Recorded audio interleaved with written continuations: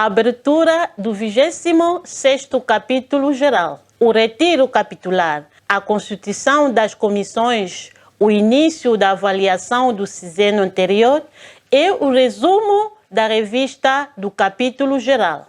Prossigamos.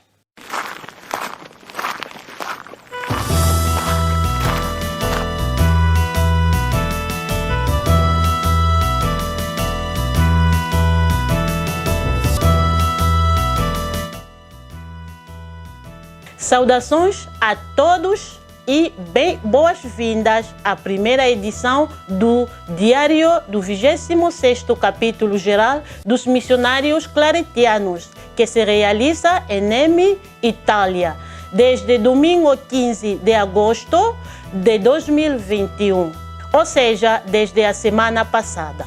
Nesta revista, com a ajuda de toda a equipa de comunicação, apresenta-lhes resumo dos destaques de cada semana. Mas antes de chegarmos às notícias, lembremos-nos do que é um capítulo geral claretiano. O capítulo geral é a autoridade suprema da congregação ao serviço do carisma claretiano, para o bem dos seus membros. É também a expressão máxima da comunhão de vida e missão de toda a congregação. Representa autenticamente a congregação universal e expressa de forma colegial a participação e o interesse de todos os membros na vida da congregação e na sua ação no seio da igreja. É convocado pelo superior geral. Pode ser ordinário, como o presente capítulo, ou extraordinário. O capítulo ordinário realiza-se sempre que é necessário fazer a eleição do superior geral. O capítulo extraordinário tem lugar quando, no critério do superior geral e dos seus conselheiros, é necessário para a missão, crescimento, desenvolvimento ou renovação da congregação, ou por qualquer outra razão de grande importância que a o justifique. Além disso, o capítulo geral trata de assunto relativo a toda a congregação. Também ele examina cuidadosamente o estado da congregação e vela solenemente pela sua renovação e adaptação, apresentando programas de ação. Aplica a doutrina da igreja para a vida religiosa e o apostolado. Exerce uma função magistral sobre o patrimônio espiritual da congregação. Interpreta com autoridade as dúvidas e as dificuldades que possam surgir relativamente ao significado e observância das constituições. Promulga os decretos e as disposições que lhe parecem necessários ou oportunos. E, finalmente, é também dever do capítulo geral eleger o superior geral e os seus conselheiros e delegados. São membros de direito do capítulo geral. O superior geral, na qualidade de presidente, os conselheiros e os delegados gerais, os superiores provinciais. Um certo número de delegados de cada província e de cada delegação independente. Os delegados das casas gerais e outros religiosos, especialmente convocados pelo superior geral com o seu conselho. Dito isto, voltemos a nossa atenção para o capítulo atual. A congregação dos missionários claretianos está já no seu 26º capítulo geral. O primeiro capítulo teve lugar em 1859. Este é convocado há um ano sob o lema Enraigados e Audaces. Começou neste domingo, 15 de agosto, domingo da Assunção, em Nemi, a 37 quilômetros de Roma. 78 missionários capitulares toma parte nesta importante celebração. Mas, devido à situação sanitária, alguns participantes ainda não estão fisicamente presentes, especialmente os da Índia, Sri Lanka e do Congo. A abertura deste capítulo teve início a uma missa presidida pelo padre Mathieu Vatamatam, superior-geral. Mathieu Vatamatam, superior-geral, pedindo a graça do Espírito Santo, recordou que a inauguração deste capítulo no dia da Assunção da Virgem Maria é fruto da providência divina para os filhos do Imaculado Coração de Maria, os claretianos. Pela primeira vez na história da congregação, esta celebração foi transmitida ao vivo no YouTube e no Facebook para permitir ao público participar nela espiritualmente. A missa foi seguida por uma sessão inaugural na qual o padre-geral, no discurso de abertura, deu graças a Deus pelo dom do carisma à Igreja e ao mundo e pelos esforços dos seus predecessores. Destacou também o significado e a profundidade do tema central, enraizado e audazes, e exortou a todos nestas palavras. Cito: a nossa razão de ser como claretiano só pode ser encontrada na nossa fidelidade ao carisma e a sua contínua atualização e renovação em tempos diferentes. Situamos-nos no momento presente da nossa história para assumirmos a responsabilidade de viver o nosso carisma hoje, sabendo que as gerações passadas fizeram uma boa caminhada e deixaram-nos um grande legado carismático. É agora nossa vez de viver o que somos chamados a ser no tempo de mudança e de transmitir a luz do nosso carisma a gerações futuras. Fim da citação.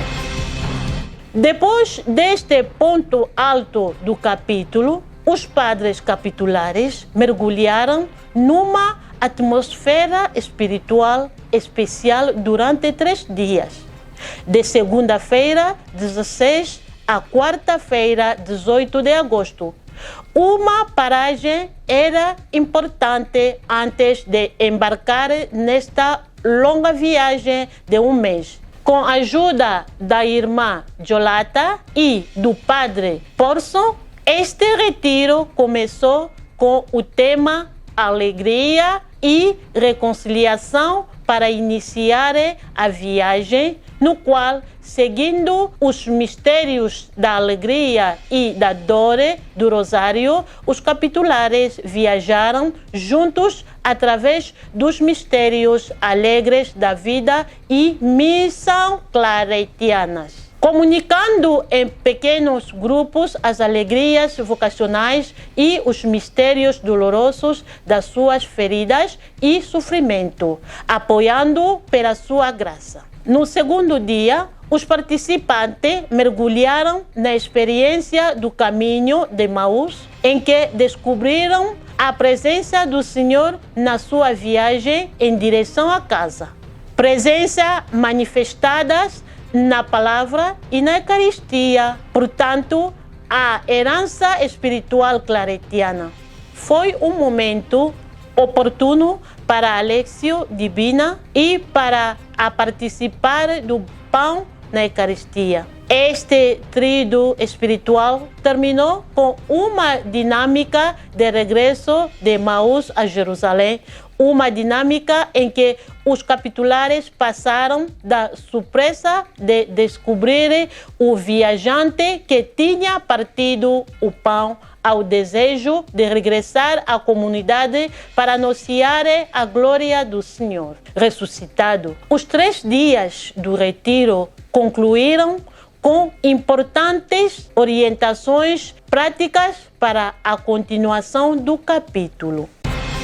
É de ressaltar também que o fim do retiro foi marcado pela presença do Juan Carlos Bartra, o provincial do Peru-Bolívia, que esteve em quarentena em casa durante 3 dias, e pela chegada do provincial da Colômbia, Venezuela, Armando Valencia de Medel.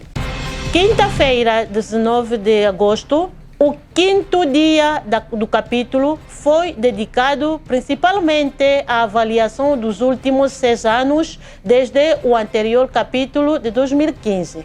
Este exercício iniciou-se com uma revisão meticulosa dos dados globais da congregação e das estatísticas mais relevantes sobre a vida e a missão feita pelos secretários-geral. Prosseguiu depois com a organização das comissões. Os moderadores, que serão o padre Rosendo, o padre Caliptus Joseph, a comissão editorial central, composta pelos padre Pedro, José Cristo Rey Garcia, Carlos Sánchez Miranda, Judeus Tadeus e Micael. A comissão econômica, com um representante de cada conferência, padre José Gonçalves, Daniel, Alberto, Antônio, Tempili. A comissão para a revisão das atas, com padre Josué Gonçalves, Mários Guterres e Pedro Cabrera. E a comissão para os assuntos diversos, com a colaboração do padre Elias, Teodoro e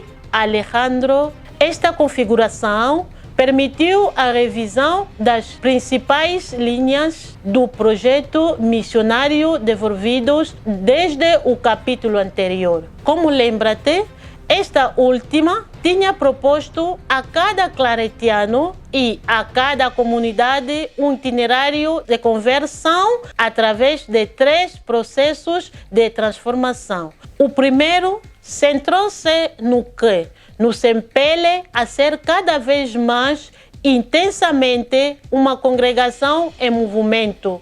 Em que medida é que este processo de transformação gerou vida entre nós? Quais são os frutos necessários neste primeiro grande empreendimento? O que é que nos falta do sonho missionário de Padre Claret para todos os homens, aqueles que o inflamou? Estas foram as perguntas. Esta avaliação terminou na sexta-feira, 20 de agosto.